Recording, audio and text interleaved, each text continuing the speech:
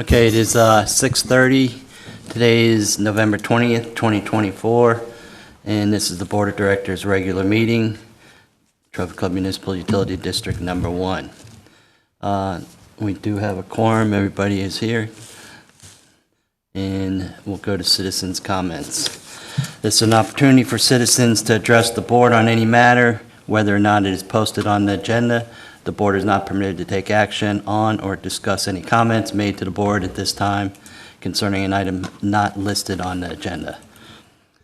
The board will hear comments on specific agenda items prior to the board addressing those items. You may speak up to 4 minutes or the time limit determined by the president or presiding officer. To speak during this item, you must complete the speaker's form that includes the topics of your statement. Citizens' comments should be limited to matters over which the board has authority. These are the forms you fill out, and we have 2 of them. Patricia, you got 2 of them, right? Well, 2 different topics. Okay, that's fine. Do you want to wait till the agenda, or you want to address them now? Your choice. It's up to you. We're here to please. Okay, I'll do citizen comment first. Okay. Thank you for coming. I haven't seen one of these blue forms in about 3 or 4 months, I think. Well, for the record, my name is Pat Kiefer. My husband and I have resided at Fresh Meadows since 1984. And I think it's first very important to say thank you to all the board members for their service to the community and to the staff, because the proactive replacement of aging infrastructure with appropriate funds available is recognized as a major accomplishment. Can I interrupt for a second? Can you move this microphone closer to her, please? Just so the person in the back. There you go. Okay, thank you. Can you hear me now? Okay. So, still, thank you for doing this job. And when you have the appropriate funds available to replace aging infrastructure, it's a major accomplishment in the realm of any town management and utility company. With respect to the Inverness and Forest Hill water line replacement project, there are 45 impacted houses on Inverness and 10 on Forest Hill. There are another 78 impacted households where the only way to leave and return by car to our homes is through the Forest Hill area, now known as the Mud Flats or the Dust Bowl or the Pond Crossing, depending upon weather conditions. While some sections of Inverness are substantially complete, the entrance to our 78 household neighborhood has literally been trashed since the beginning of the project and remains so today. This project has been going on for months and is past its promised completion. So why am I just coming forward now? It was the proverbial straw on Tuesday, and I'll get back to that in a minute. In the preceding 8 days, the electrical power was cut for several hours to our 78 homes, and then dropped 3 additional times. The spectrum cable was cut to our neighborhood and not restored for a day and a half. So things like every football fan's right to record the Monday night football game was simply not an option. And again today, we lost our spectrum service. But back to what provoked my participation tonight.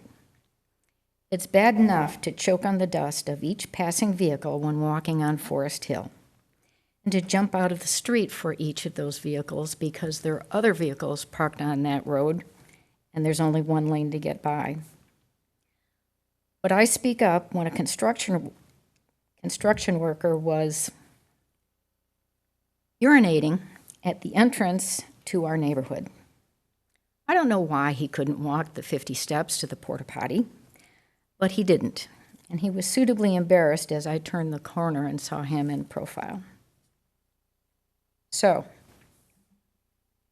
the first question in my mind is, as customers of MUD, as we all are, how much more would you be willing to pay to have a project completed on schedule with no utilities cut? With no trees killed, and no one like me standing in front of you today. Personally, I'd contract with a 5 to 10% of incentive to make it available when the contractor completed certain items. Call it the care and continuity bonus, or respect and reliability bonus. Maybe pay 1 to 2% extra if there are 0 utility outages. 1 to 2% for no discretionary dumping under the drip line of any tree. Famed horticulturist Neil Sperry will tell you dumping dirt or heavy material underneath a tree's drip line suffocates the roots. And when those roots are suffocated within the next 5 years, that tree will die. We will lose approximately 20 trees from the front entrance of our neighborhood. Perhaps 1 to 2% for a clean work site. No trash of lunch wrappers, water bottles, removed materials. No parked vehicles on residential property or roadways overnight, perhaps outside of traffic calming lanes where we do have space to park on Indian Creek as an example. 1 to 2% in addition for no silt dumped into the town storm drains, and no flooding that produces ponds that have to be crossed. And perhaps 1 to 2% for no residential avoidable complaints, because in my opinion, all of my complaints were and are avoidable. The second question and suggestion is, why is there no broad communications on why the project is being done? What exactly is going to happen? How is it progressing? Who will be impacted? Projected completion time, and most importantly, where can people ask questions? This is my mud bill. And this is the place of opportunity. All this is good information, but here on the back is an opportunity for MUD to communicate with us. All of those questions I just asked, yes, it's covered in some of these meeting minutes, but I can tell you, walking up and down the street, the gentleman at the corner of Inverness and Forest Hill had no clue which part of his yard would be impacted. He's on the corner, so it's both. There's a whole bunch of blank space where you can brag on the fact that you're doing this on a proactive basis. For those of us who are old enough, you may remember the Fram oil filter commercials. You can pay me now, or you can pay me later. I'm much more of a, what MUD is doing is great. Replace those lines now before there's an emergency. You can also proactively protect MUD's reputation by communicating, and every once in a while when there's a misstep, you can apologize, as Spectrum did today. Can't believe I'm quoting Spectrum as an example for good customer service, but I'm going to do it. Here's what happened. When we had the second outage today, we had a text and we had a voice recording on our land phone line. We know you've had a recent outage. We apologize. There is an outage in your area again. We expect to have your service restored by 2:30 today, and you will receive an update every 2 hours until service is restored. I love it. You can plan with that. It's not good news, but they at least said they were sorry and knew when it would be done. And the third suggestion is a proactive MUD presence on a regular basis to ensure the bonus earning activity is happening. Alan will tell you that he and I have communicated via email on some of these subjects. And after there were 3 problems, I asked for the town for assistance because it was going to rain. And I could see that a huge amount of silt was going to be put into our storm drains. Knowing that new storm drains on Fresh Meadow in 2012 cost $800,000, I was proactive in trying to prevent the storm drains with getting filled with avoidable silt. In 2025, MUD is budgeted to do several more waterline replacements. My goal in taking the time to come here this evening is to protect other Trophy Club residents from having the experience we and our 77 other neighbors have had over the course of the last several months, and especially during the last 8 days. The water line replacement will get done, but the 20 trees, they'll be gone for decades. So thank you in advance for considering the remarks. I know that you will not discuss or comment, but if you have any questions for me, I'd be happy to answer them. Pam, correct me, I mean, the board can't discuss these issues, but we can ask the general manager to respond, is that correct? There would be no response during citizens' comments. Okay. Thank you for the pictures, by the way. Okay, you have one on the check register. Do you want to just go into that, because we're going to go to the finance right after this? I used to be president of our HOA board, and our property management would put together reports like this, and I would browse them and look for things that look strange to me. Two things look strange. There are a number of entities which received more than one check in a month, sometimes 2 or 3, and I wasn't sure if this was when they were cashed or when they were written. But it seems strange to have, I think, 3 to Aflac. They're not huge amounts. And then I also wondered, do we owe taxes to the Internal Revenue Service? Because we're writing them checks, and I didn't understand why that was. That's payroll deductions. Thank you. That makes perfect sense. The checks written are based off of when we receive them. We're net 30 days on making payments, so sometimes it depends on when we receive them, when we do a check run. Okay. So sometimes you'll see multiple vendors on the same check run for 1 month. Thanks. Appreciate it. Thank you very much. See, you have that plaque, I have these two, from a lady that flew around the world. Is that correct? Say again? You and your mom flew around the world? Yes. See that? I got these two. In an airplane. I know, I saw you I used to work with my dad at Northwest Regional. Oh! Oh dear, we could go off on that time, but I will just say that it is my mom who is a 2-time Hall of Fame pilot. The 188 top. Yep. And she lived in Trophy Club at 123 Fairway Village. Yeah. Okay. Sorry you have to live by him too, by the way. Okay, moving on. Any other sheets there? Okay. Chief, thanks for coming. Okay. Report and update, staff reports. A, monthly capital improvement projects. B, monthly operations reports. C, monthly finance reports. Alan? Good evening, directors. The pump station improvement project, we're getting a little bit closer to being completed with that project. All the new pumps and discharge heads, control valves, and most of the electrical components have been installed, and that work has been substantially complete. The startup of those new pumps is scheduled for the first week in December. The electricians, pump manufacturers, operational control valve representatives, everybody will be on site at the same time to make sure that everything runs as intended.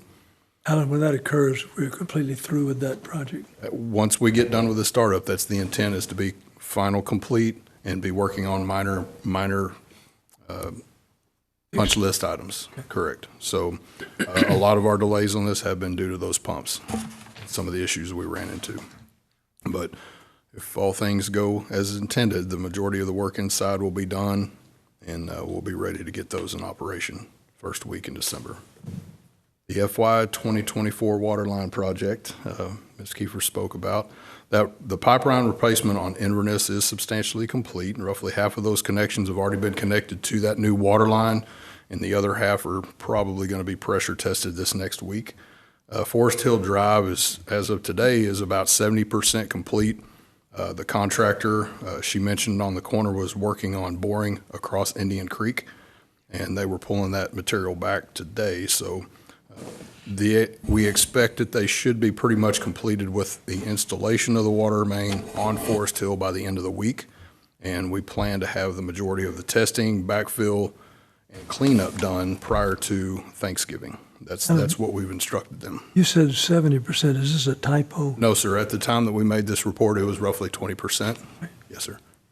I try to be clear in what we're printing, so I could have put 70%, but I would have been putting some pipe in the ground before it was there. But as of today, it's roughly 70%. We expect to have that, I would say 90 to 95 by the end of the week on Forest Hill. So from Fresh Meadow to Inverness is in the ground. So everything that they're working on now is between Indian Creek and Inverness. Alan, Yes. do we have a report that shows contractor performance over time? No, we don't. Meeting a schedule and seeing that the job is done on time. In this particular case, the sign that we have out on Indian Creek says the project will be finished in October. Correct. And so it should either be, take the sign down or correct it, or communicate in some way to people that the project is due at a certain time. Yeah, we can obviously modify. Whenever we set those signs out, we put up the date that we expect substantial completion to be done. Obviously, with some of the weather and some other delays, it has been, the final construction has been pushed back a few weeks.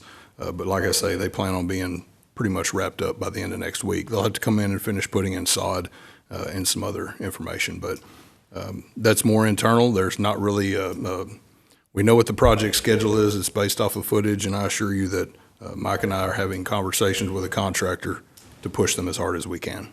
They do have liquidated damages, so if they don't finish on time, we can always assess those at the end of the contract. Is it in the contract? Yes. Okay. I know our beloved council told me I couldn't comment, but I can on this one because it's monthly capital improvement projects. So I got you there. Okay. Okay. Number one, concerning a person urinating in public, that work staff should be addressed on that. The second thing is the communication.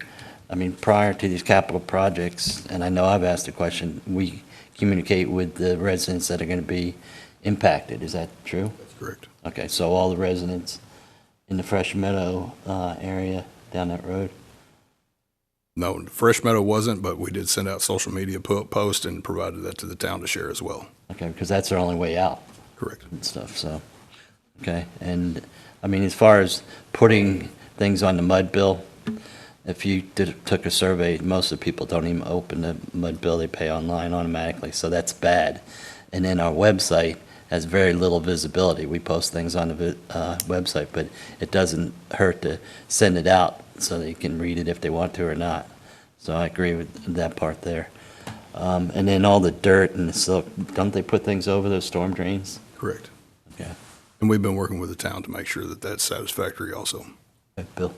Yeah, needless to say, it went by the front of my house, and I monitored it closely and went over and peered in the holes that they were digging and to get an understanding on exactly how they were getting underneath the driveways without tearing them all up, and as well as running the laterals across underneath the road.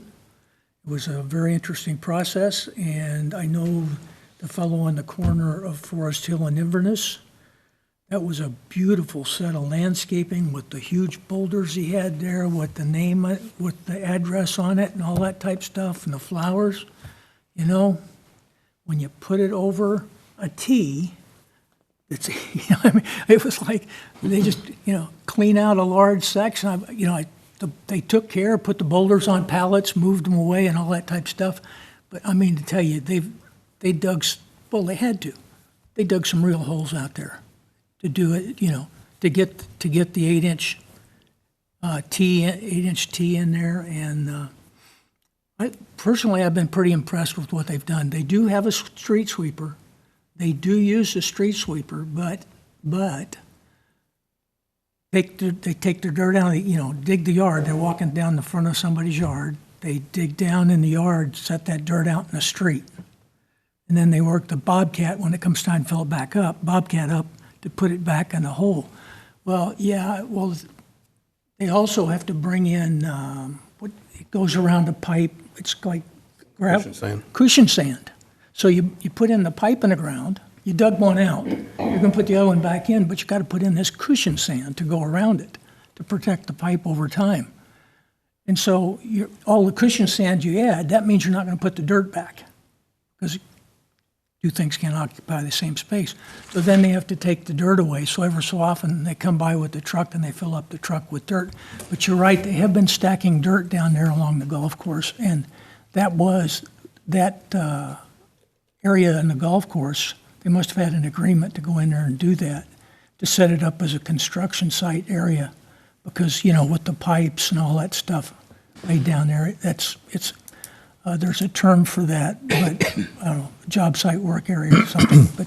Staging area. Staging area, then they move it all back out and stuff like that. What I don't know is how far that pipe goes down Forest Hill. Does it just go down to It stops at the cul-de-sac there. stops at the cul-de-sac? Okay, so it's not gonna go down in front of your house. So that's, right now, good news. Yeah, I had some on my street too. It's like, are they gonna get my mailbox? Are they gonna what about my tree?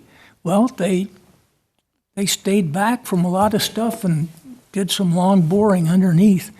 And that was rather interesting to watch too, because we got time. The way they would get the pipe, okay, so you dig down, you got a driveway. Not going to tear up the driveway. So they dig down a big hole on both sides along the top of the pipe, meaning it's a rectangular hole, and they dig down and they get down to the pipe. The water's off the pipe. So then they break the pipe and they take a long nozzle, like a car wash nozzle, only it's 14 foot long. And they run it around this pipe and wash the dirt out so they can get the pipe free. And this was crazy. They take a bottle, put a rope on it, and run it through the pipe with water pushing it through.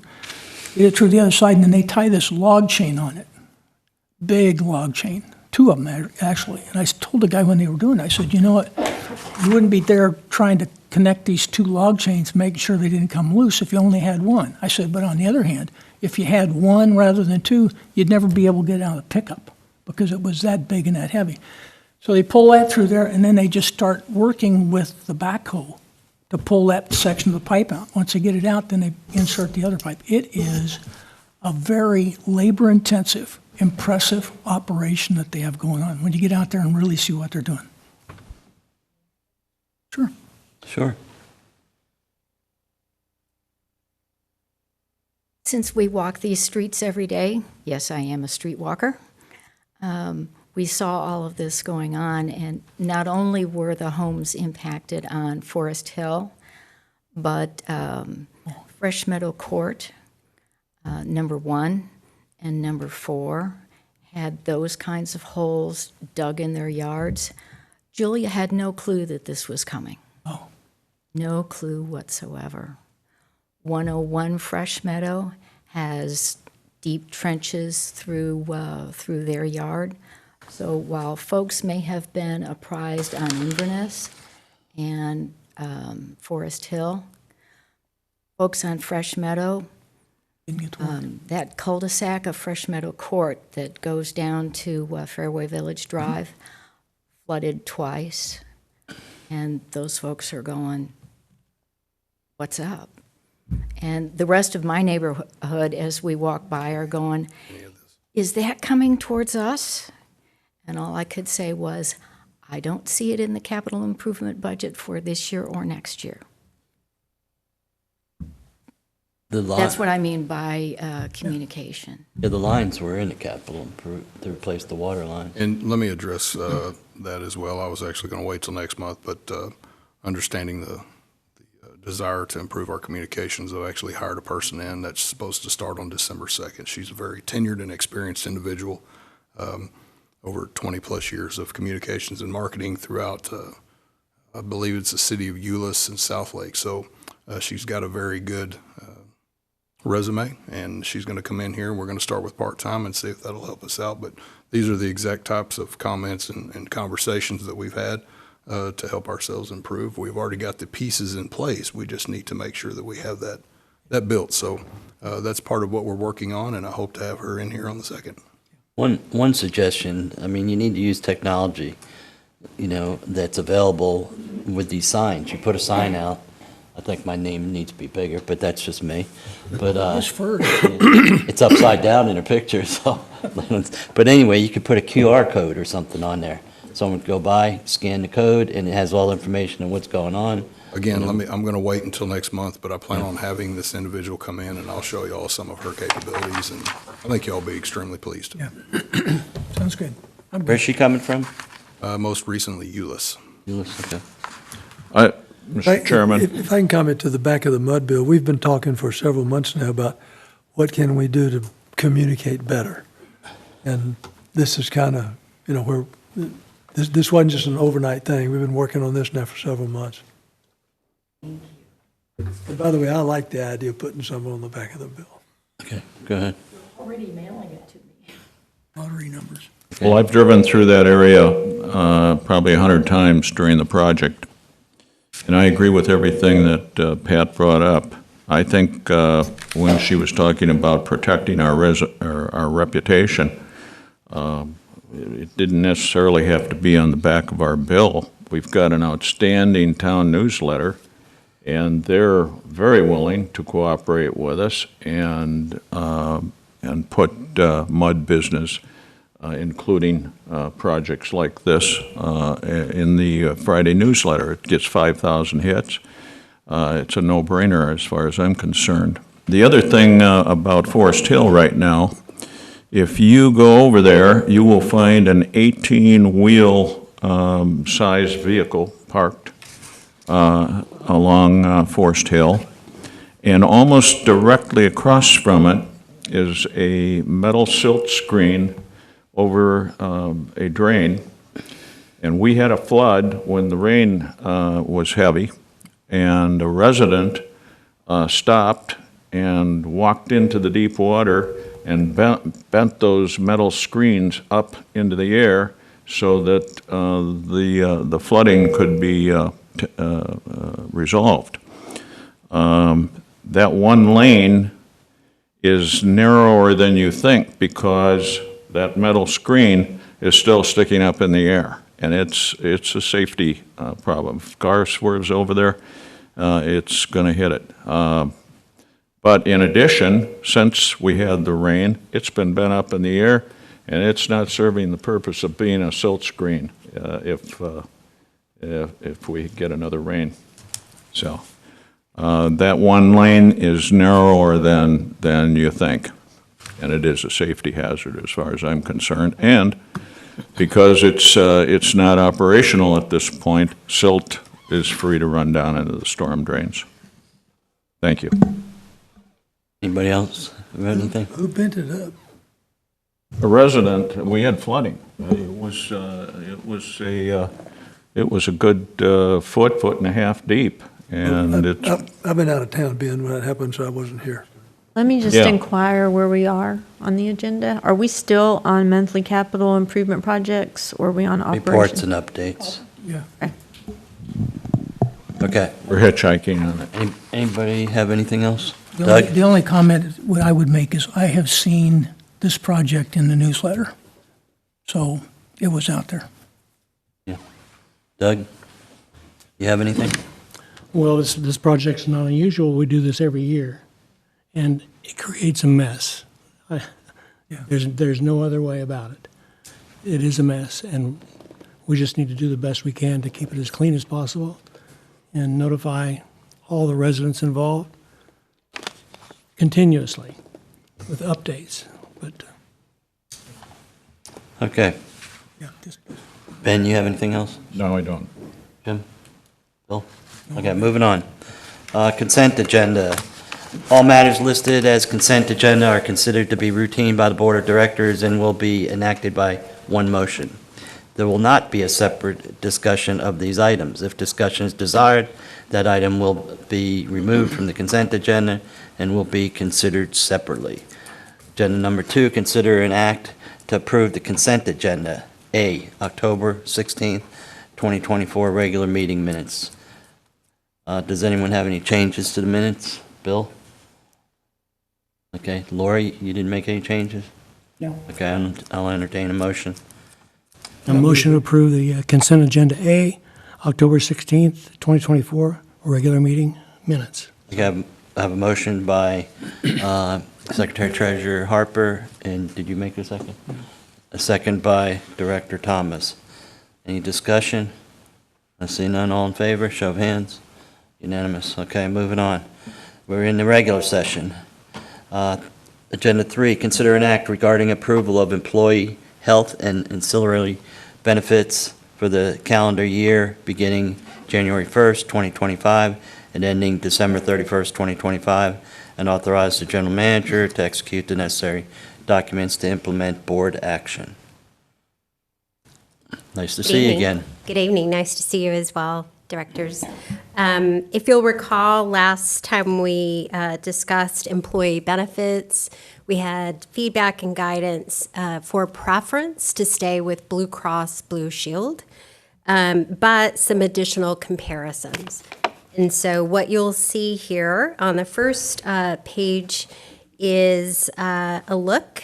First section here was just similar to what we looked at last month, 100% coverage for medical and dental vision for employees, and a 50% coverage on dependents.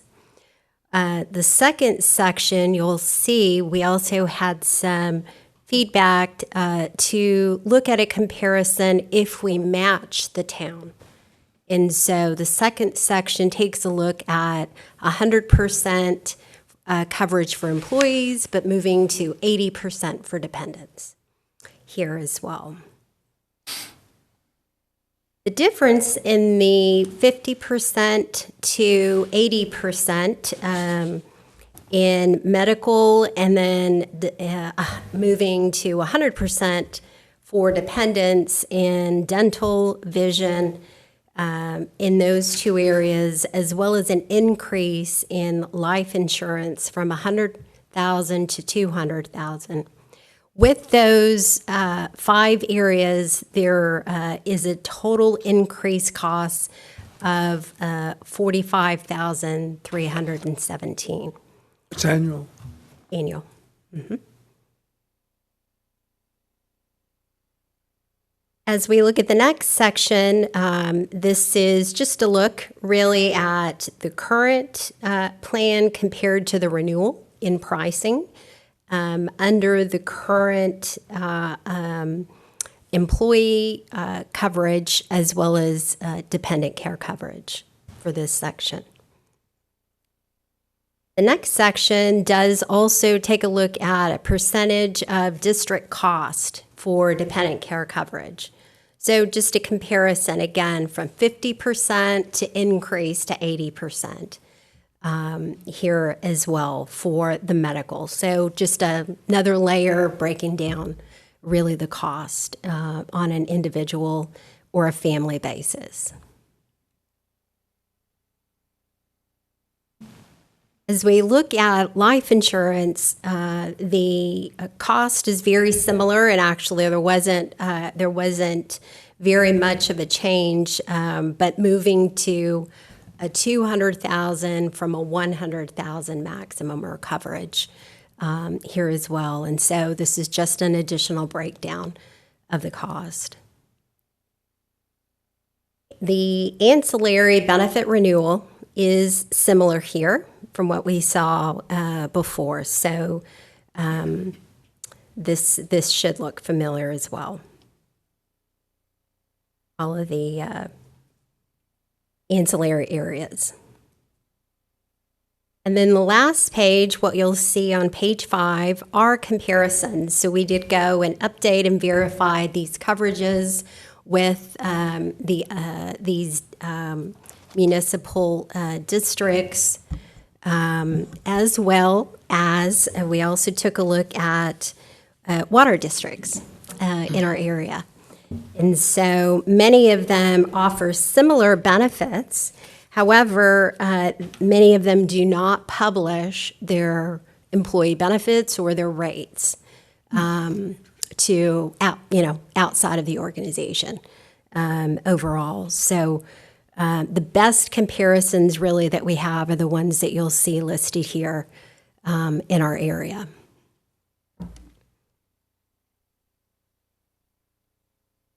Additionally, I think you had a question about, is there a way that we can combine our benefits with the town? And so we did go ahead and investigate that. Because we are separate entities, we could do that if we had an agreement between the two. The benefit obviously would be more so for the district than the town to be included in their benefits.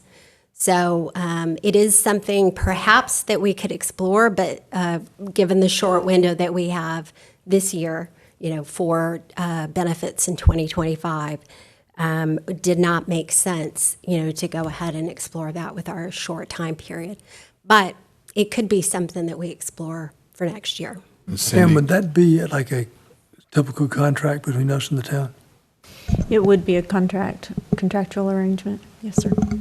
And from my understanding with discussions with yourself and the broker, these have happened in the past with other municipalities, but typically it only lasts 2 or 3 years because one ends up having a high level of claims and costing the other, and they end up separating the agreement. It's not typically a long-served contract, right? But, Right. I mean, if anything, the town, we could save money. You agree with that, right?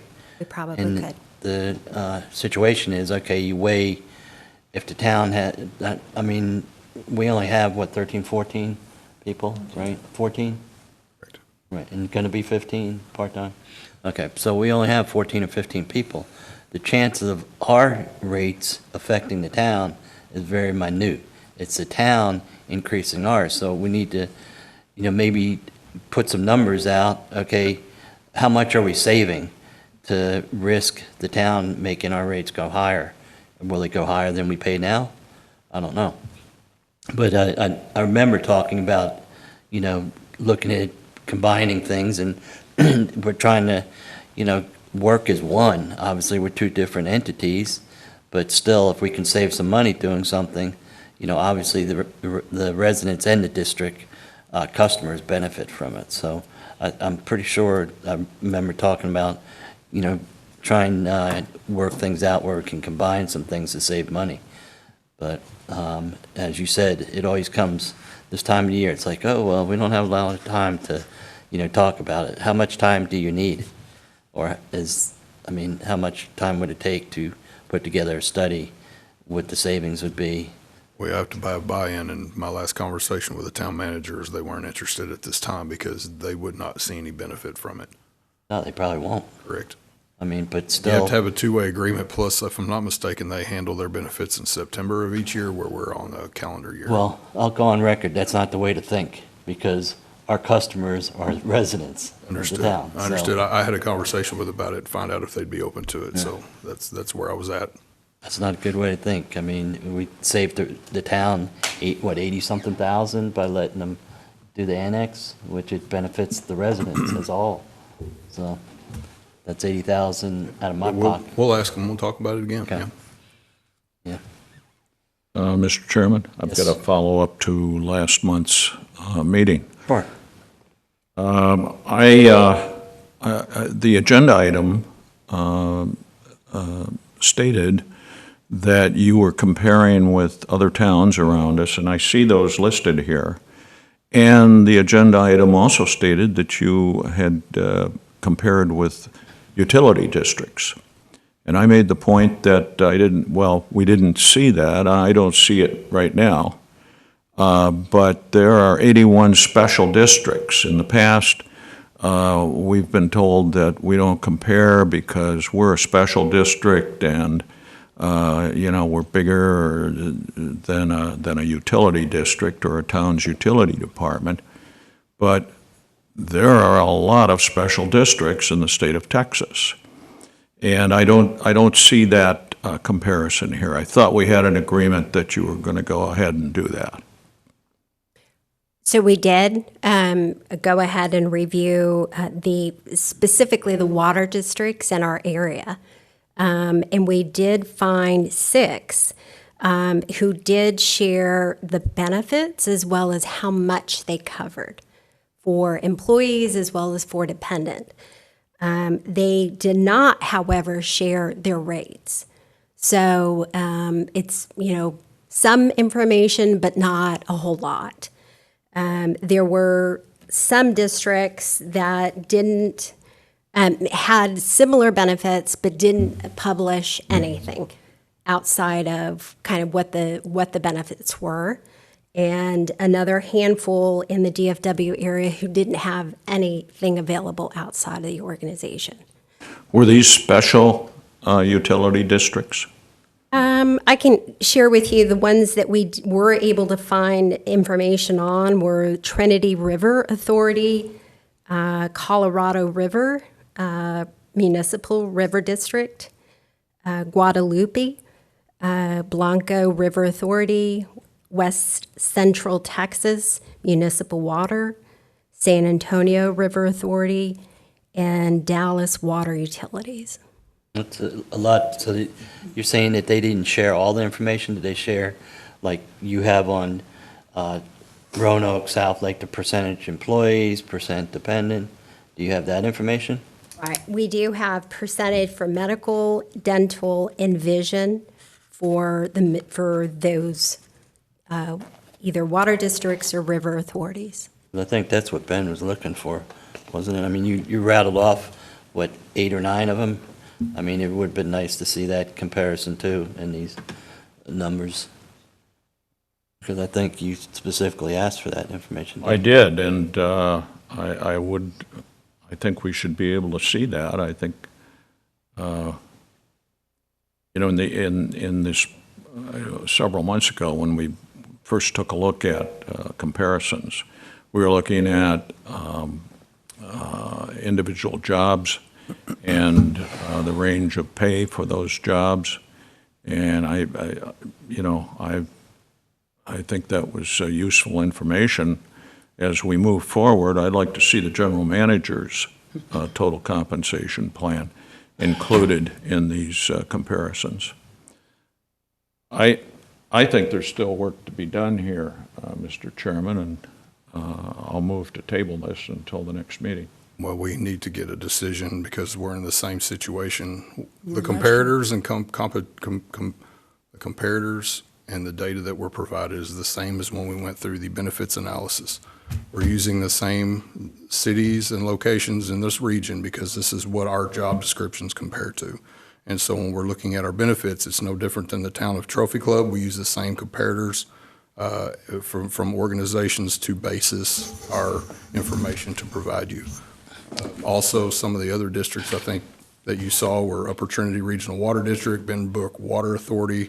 Those are very large organizations, and we don't compare to those.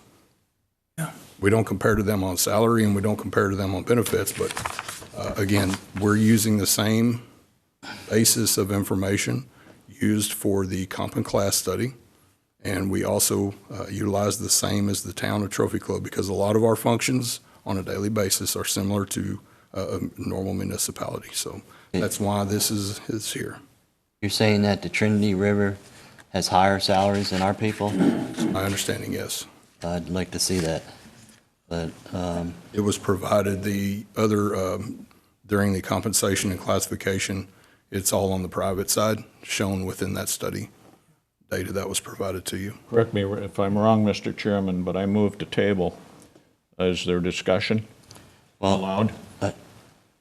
I'd like to see additional information that you just, whether we use it or not. We have a motion to table. I'll second the motion. Okay. I'm going to speak to the tabling action. I don't think that we are at a time frame that we can table. We went through this same thing last year for a different reason when we delayed taking action on employees on the insurance. I don't think we're at a time that we can do that. I do think I'd be interested in postponing action to see let me ask you, do you have that information available that could be printed off and distributed? Yeah. Okay, so I would like to postpone this. We'll have to take action on can I do a substitute motion? Are you doing a substitute motion? I'll do a substitute. Okay. I don't know if I can do that against a table or not. Well, I I think really the table is a term that's used for postponement, so I'm There's not a sure that you're difference. not aligned.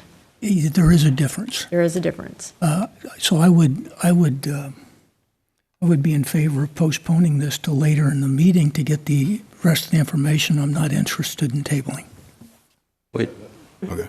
Yeah. just curious, what's the latest that you can have a decision on which way we're going? Well, we had tentatively planned open enrollment the week after Thanksgiving, so. So the first it's a week in short December? time. Yes, sir. Okay.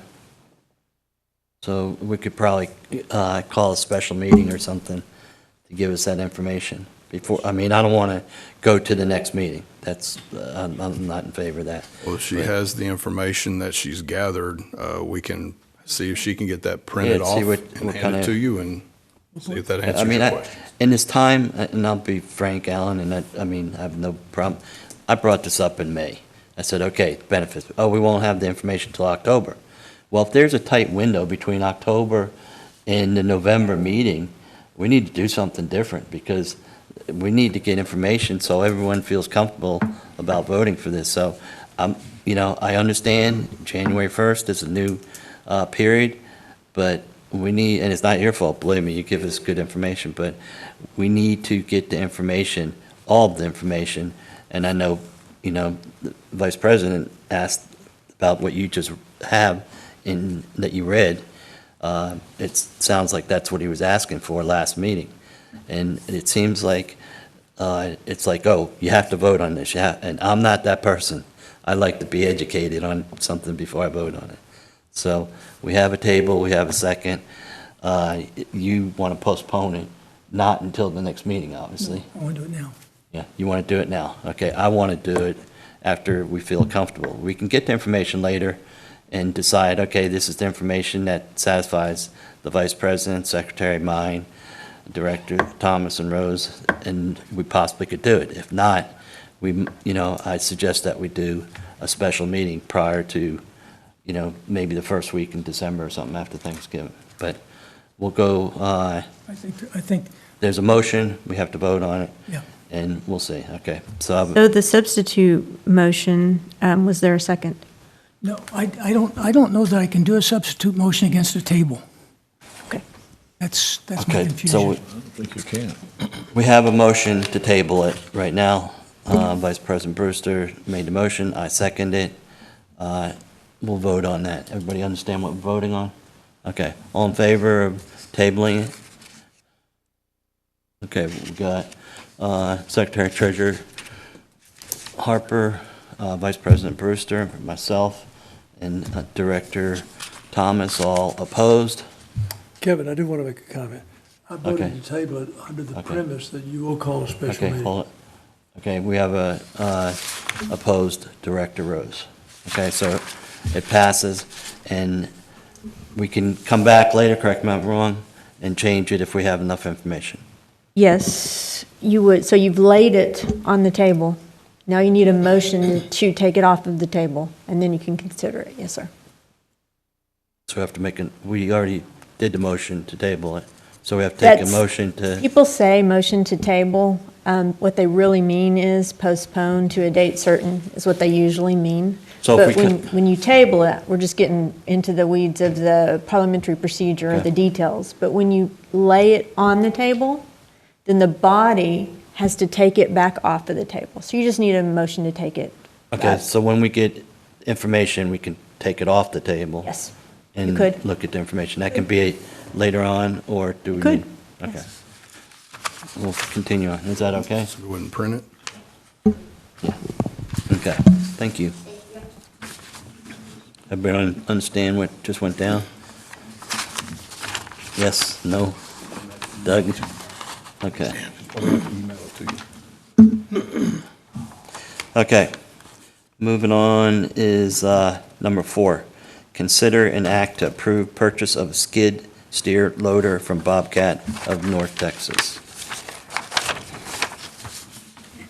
Okay, I had Mike step away to assist Cindy. So this is the purchase of a new skid steer loader to be utilized at the wastewater treatment plant. This loader is going to provide staff with the ability to be more efficient while emptying dumpsters, loading and unloading chemicals, and being safer to operate within the wastewater treatment plant, as it's a more suitable piece of equipment for these types of daily operations. The purchase of the skid steer is going to be $84,568.02 before the trade-in. The district received quotes and proposals from 3 different vendors, and we will be receiving a trade-in credit in the amount of $41,000 for the existing John Deere 310L backhoe, bringing the total purchase amount of $46,337.52. This pricing is part of by-board contract cooperative purchasing agreement and included as part of the FY 2025 budget. Can you explain the difference in capability between this skid and the John Deere? So the John Deere is a bigger, larger piece of equipment. It's typically intended to do more digging. And this is more of a movement of materials. It's a smaller, more compact machine, and the majority of the work done at the treatment plant is lifting and emptying dumpsters. So right now, it's like a big dinosaur out operating, emptying these dumpsters. We don't need the excavation piece of it because we've been so proactive on repairs and maintenance to the system, and so this is going to provide a safer piece of So the equipment. phrase bigger and better doesn't apply here. That's correct. Okay. Well, I'm not sure it's better, it's bigger. What? I'm not sure it's better, it's bigger. Now the one we're going is smaller, isn't it? This is going to be a smaller piece of equipment, Yeah. correct? It's a smaller one, more efficient. No, I'm not sure that the bigger John Deere is better. No, that's what I'm saying. Not in this Bigger's not application, like- no. Okay. Mike, do you want to comment on anything? No, I would just say this is just, like Alan was saying, the John Deere backhoe that we have now, it's just so big, and most of it's just front-end loading. You can't see as well with that big front-end Yeah. loader on Yeah. the front of it. So this skid steer allow them to get right up to the dumpsters, connect to them, dump them with ease. Like this is a safer piece of equipment? Yes, for what we do with it. Okay, does someone want to make a motion on it? Yeah, I'll make a motion that Okay.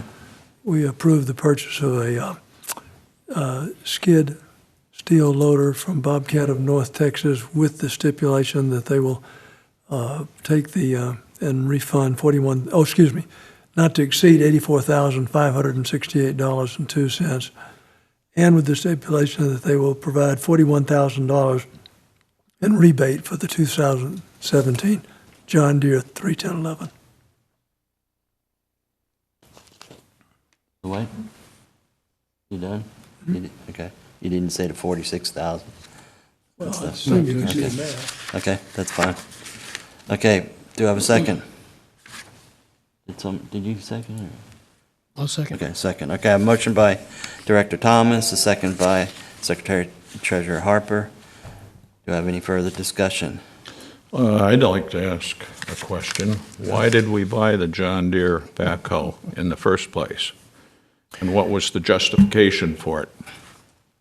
So I don't know exactly all those answers. I know when we did first purchase that, we had a different plan at that time. We didn't have as many dumpsters at that time, and we did more excavations at that time How old is it, Mike?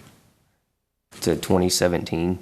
So this would have been right at the start of when we started to upgrade our wastewater plant. So we still had the old plant at that time. We did a lot more excavating at that time, which now we've pretty much moved to hydro excavation because of everything that's in the ground. Alan, do we keep logbooks on heavy equipment like this? Do we know what kind of engine hours have built up? Do we know how often it's used? Typically have annual preventive maintenance, and it's used on a daily basis, dumping dumpsters. And the skid steer loader, how often will we be using that? Daily. And how much of the day is going to be? maybe an hour, depending on what's going on at the plant. Most of the time, the majority of the work is dumping dumpsters that we have to do every day. Maybe 15 minutes, maybe an hour, it just depends. They may be moving dirt around. So what actually is happening with this machine? Is it picking up the dumpster? Correct. We have dumpsters that we have 3 different dumpsters that have to be dumped every single day. This machine picks up the dumpsters, dumps them into another waste container that's hauled off by our sludge hauler. Okay. If it's being used that much and you're picking up dumpsters that are, I'm assuming pretty heavy. My last question would be, does the town have a need for a backhoe like the John Deere? And could we help them out there? Not that I'm aware of. Have we asked? I know that they just bought a new skid steer loader and I believe a mini excavator last year. excavator So also. if they would have needed one, they probably would have bought it last year. Who came up with the 41,000? That's a trade-in value? Correct. Because I just Googled it. It looks like all of them are going for like 58, 55. It's We 41. actually went to 3 different vendors for a trade-in, and 41 was the highest. So it's like a dealer. They're not going to give you what someone would sell it for. Correct. What about that auction we used? Can we get anything out of it through that auction? You actually looked at some of the auction prices I looked too. at some of the auction prices too for this right here, this model. I don't remember. I did vet that out. I want to say it was between 30 and 40,000. And we can always purchase the skid steer and put this machine to auction and see what we get. There is a possibility that we could get more, but this is a guaranteed amount, so. Well, we could put a reserve on it, right? They typically put a reserve, but they probably won't put one this high. Is that something we could do, is like, say, okay, well, you have a set 41, if we auction it off and get more, then, can we do it like in 30 days or something like that? Typically, the auction company sets the reserve. It's not typically set No, that high. I'm talking about whoever is the trade-in. If we don't auction it off, can we go back and they'll still give us 41? Think that they're going to hold that price for that long. They won't. So I had to go back and see if they would hold it for even this meeting, because they will hold it for 30 days because they have people they reached out to that will purchase the trade-in for this price. Well, they'll sell it for 50,000 or something. I mean, these things are selling Mark it 58. I mean, same model, the 310 SL, 58, 54, 55, 6, 52 is the lowest one, and it looks like junk, but just suggestion. Okay, we have a motion and a second. All in favor, or any further discussion? Okay, I see none. All in favor, show of hands. Okay, unanimous.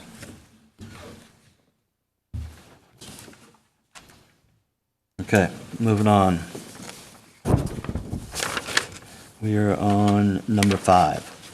Discussion regarding the possible transfer of fire department assets and operations to the town of Trophy Club. This one, since I'm going to ask for legal advice, I'd like to go into executive session if anyone Concur. doesn't have any problems with it. Anybody? Okay. So, let's see, items, let's just go into executive session now. Before we go into executive session, may I please ask a question? I'm the one that requested last month that this be placed on the agenda, and then I contacted Alan because of a conversation I had with the town manager and requested that it be pulled off of the agenda. So my question is, why is it still there? I second it. I had the same thing, and we actually requested, it doesn't have anything to do with what Brandon was saying. You want to explain? So you called me earlier in the week prior to the agenda being posted and said that there was either questions about past agreements or past action the board took, and asked me if you were able to put anything on there to discuss that prior transfer of assets or anything that had been done in the past. And so I was accommodating your request. Okay, that's why it's on there. It's nothing to do with transferring, it's. Okay? I just I'd rather didn't know just stop exactly there and what was go. to be discussed, so I Yeah. tried to be vague with it. Yeah. Okay, so, Is there a statement here that we, yeah, okay. Yes. The Board of Directors reserves the right to adjourn into executive session at any time during the course of the meeting to discuss any matters listed on the agenda, as authorized by the Texas Government Code, Section 551.071, consultation with attorney. 551.072, deliberations about real property.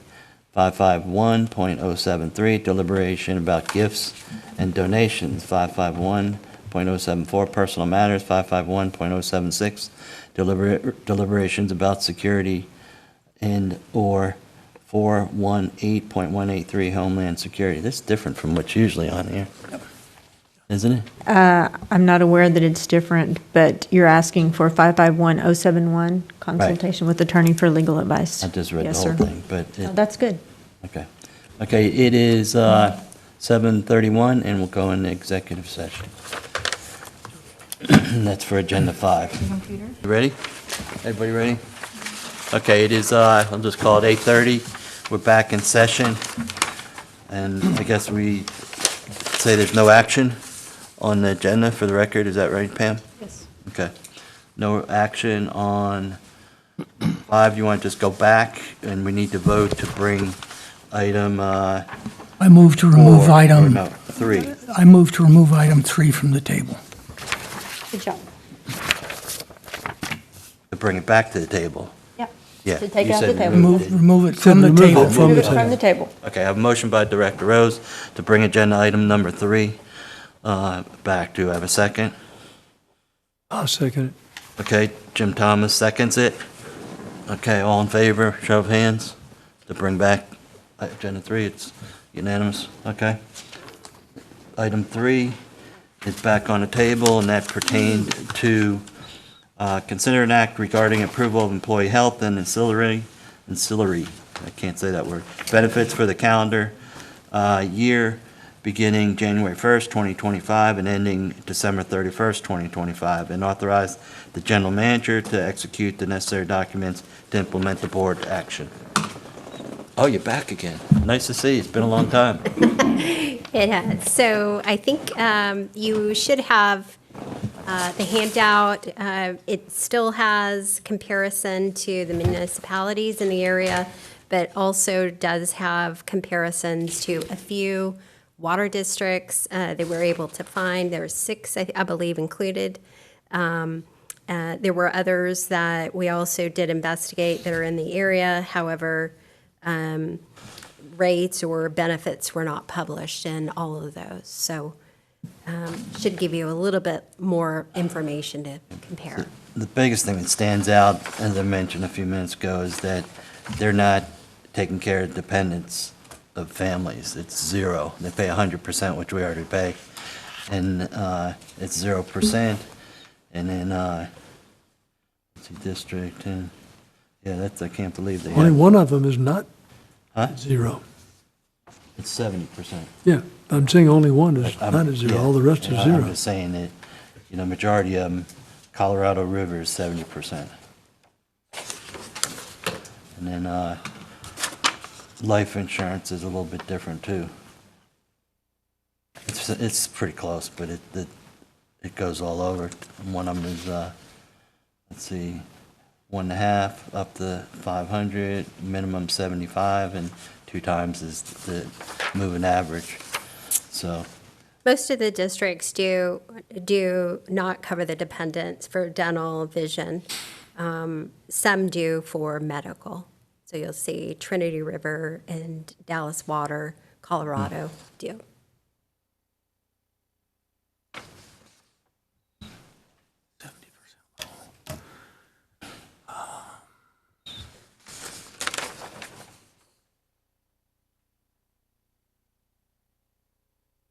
Pam, can I ask you a question? What is it? From your perspective, what would be the pros and cons of us mirroring the town?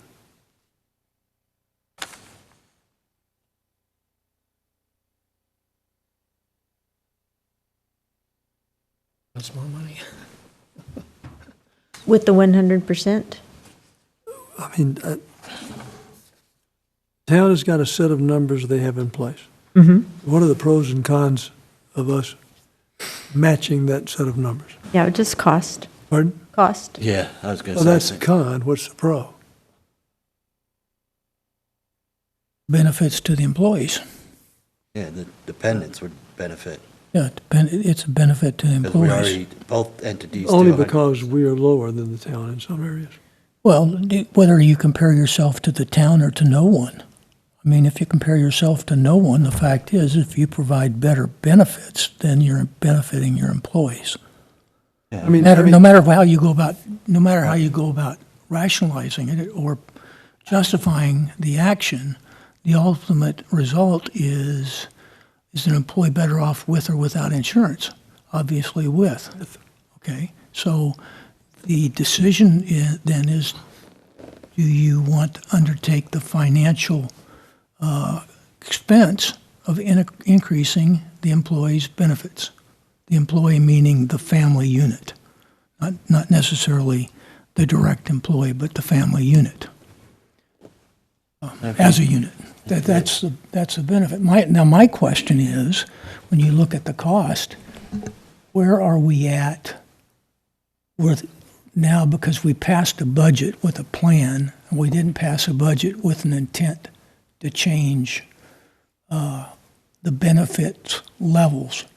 So my question is what is the capability within the current budget to increase the benefits if we decide to do that?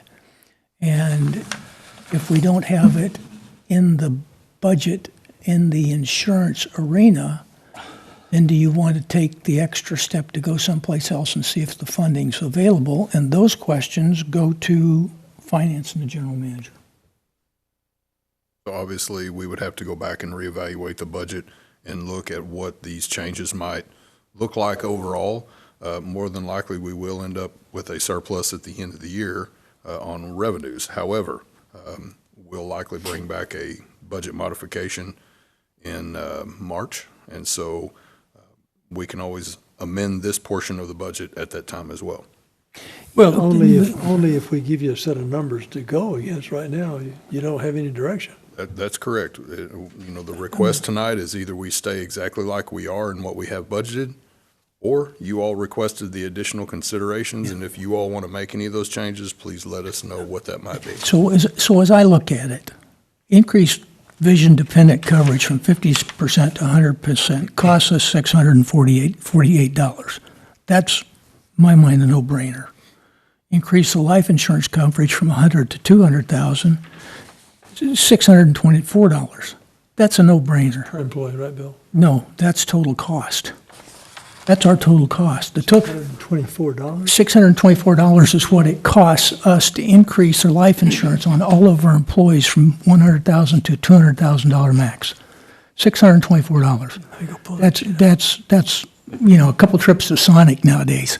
So What policy does the town have? Do you know? Blue Cross, Blue Shield? I believe they have a Blue Cross Blue Shield plan, correct? Okay. But they get a better benefit Yeah. from more people. yeah, right? they get that benefit. Right. So, I mean, those two things, I don't have any problem with doing those. The increasing the dependent dental coverage, that's $5,200. Yeah, that might be all right too. The problem I have when I look at it is the increase in medical dependent coverage going up $38,000. $38,000, I mean, in the budget and with our surpluses and stuff, may not be a significant number, but when you're looking at the budgeting side of the equation and you have to look at where you came in against your budget to begin with, that number can be a little bit of a consideration. So what I'm saying is, like I say, I don't have a problem with increasing vision. I don't have a trouble with the life insurance cost. Those are no-brainers to me. The dental I can do. I'd like to have a warm fuzzy on the dependent medical, if you understand what I'm saying. That's How- those, some of it's little numbers. The Blue Cross Blue Shield, the town, and it looks like all the other surrounding towns except for Westlake and then Flower Mountain's $500, but they don't everything else drops off on them as far as employee only, 90. But how come we're at 1,250 and all the other ones have the availability of 1,500 on deductible?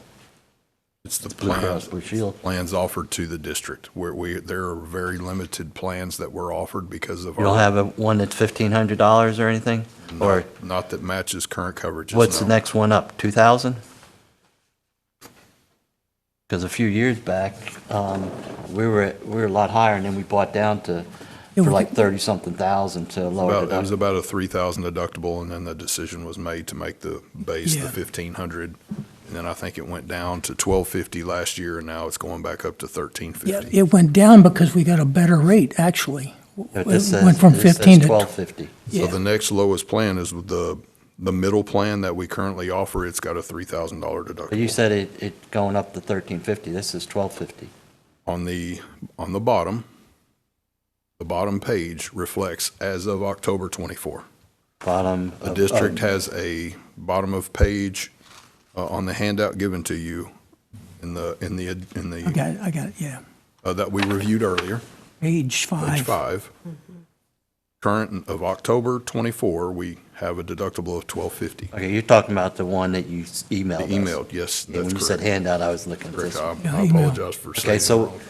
let me get this right. Our deductible's going up, Correct. and then we're paying more for medical. That's correct. Something wrong with that picture. You're not in the insurance industry. Yeah, property insurance, though. Yeah, And they're not going down. no. Okay.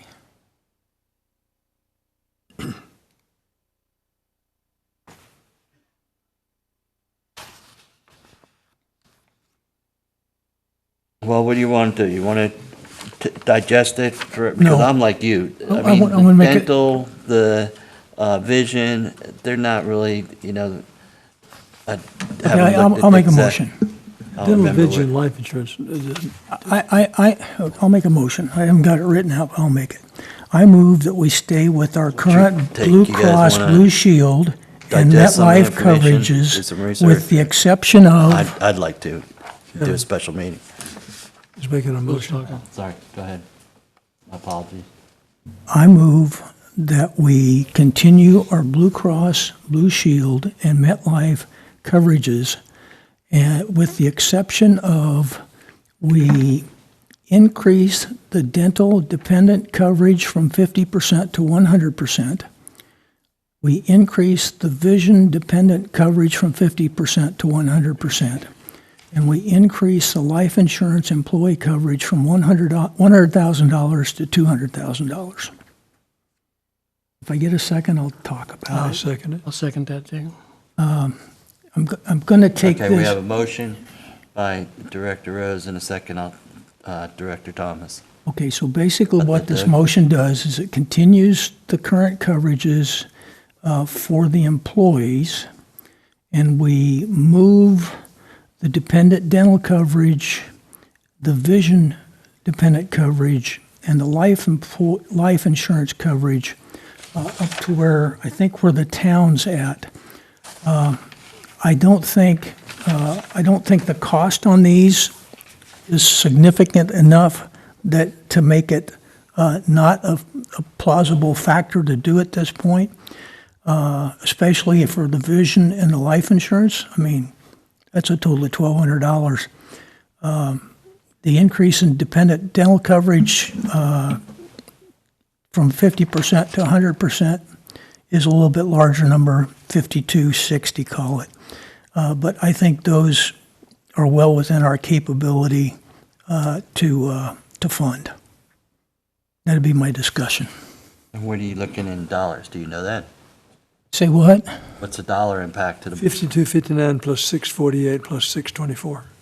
$6,531. 6,500?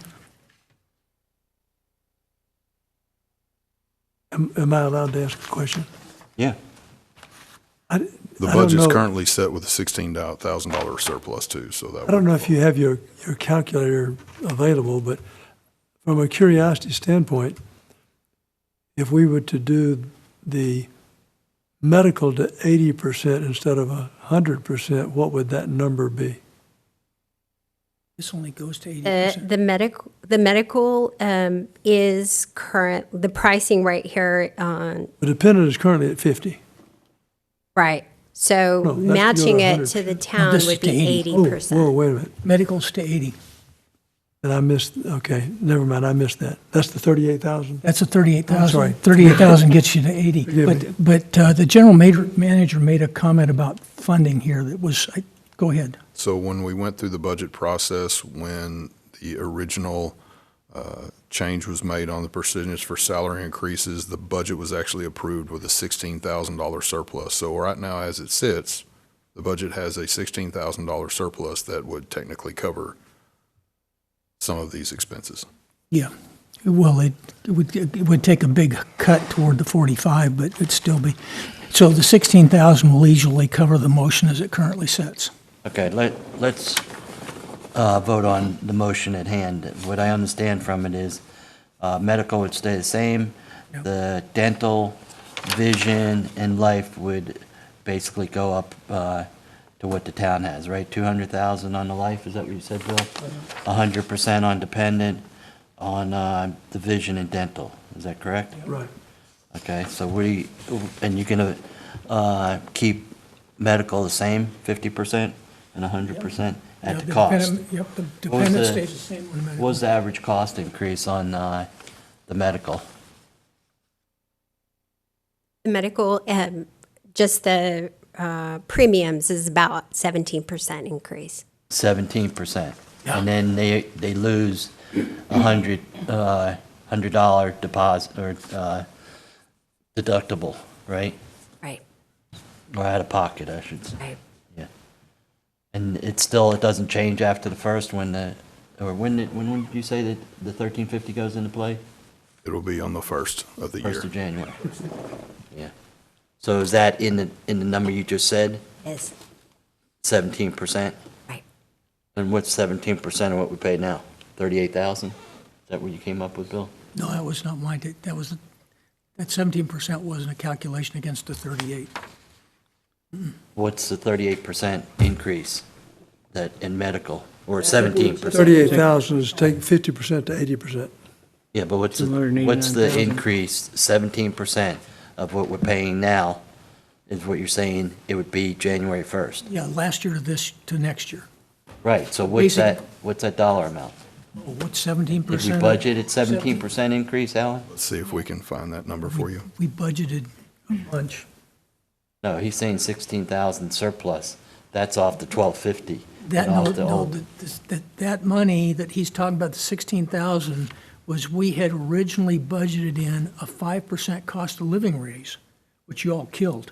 Yeah, And we went to well, a you four- didn't, we did. Yeah. And I I'm said pretty proud of y'all. you. I said y'all. Okay, so that 1% boiled down to $16,000, Yeah, which is a Okay. plus on the, rather than a balanced budget, you had a 16 plus. yeah.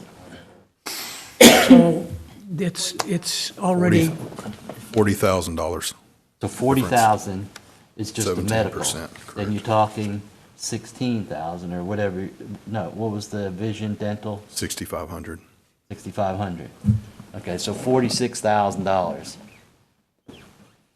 no, not with the change. Well, okay. So what you're saying is the cost of the cost, your $40,000 is the cost of the basic coverage that they had this Medical. year, medical this year, or medical benefits this year, to medical benefits next year, had an increased cost of 17%, $40,000. 17%, right. $40,000. Okay, so when we got to the bottom line on the budget this year, after it was adopted, there was a plus $16,000 at the bottom. Rather than a balanced budget normally adopted, it's a plus of $16,000. So what this does, this motion eats up $6 of the $10,000 that was over, that was a plus on the budget. Right. What did we have budget for medical? I don't have the, We budgeted a 15% increase. 15, so we're an additional 2% plus the 6,000. we haven't done the 6,000 yet. I know, but I'm just saying, if you vote on it, you're looking at the 17 2% higher than the 15 that we budgeted for. And then you had another 6,000 for the changes in dental, vision. But the 17% is already in the budget. Oh, she No, just says 15%. 15%. Well, we put 15% in the 2%. budget, come out 17. 17 minus 15, still 2? So it's going to eat into some of that The 2% difference is gonna eat into some of that 16. 16,000. Okay, I'm with you. And then the 6,500 will also eat into the. I heard that somewhere before. I Okay. can't remember where. Okay. And that 2% was worth how much? Can we vote on this? What? Can we vote on this? Yeah. Yeah, this is, I mean, just I gotta making get sure the 3 everybody votes. understands. I mean, the dental and the vision is like, So the not 2% annually is roughly about $5,000. Okay, so 5 and 6 is 11. We start off with 16. I'm still a plus 5.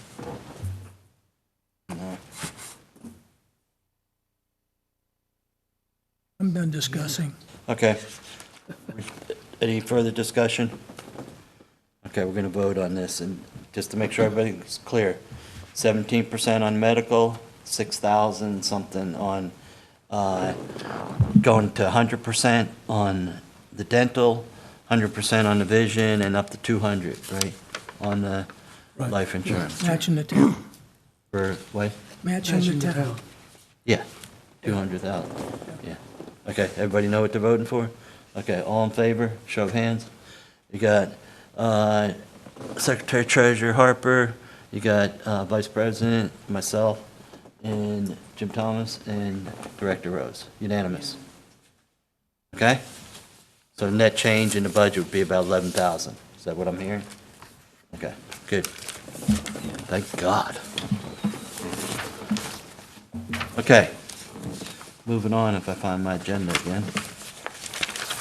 It is, let's see, we're at number 6, future agendas. Alan, did you have anything? Directors, I had a request from the Town of Trophy Club requesting a subcommittee be developed to discuss funding options for fire department capital equipment and infrastructure. If you all would like to have an item to discuss that, please let me know and I'll add it to the next meeting agenda. Doug, what's your say for a subcommittee, future agenda? Yeah, sure. Ben?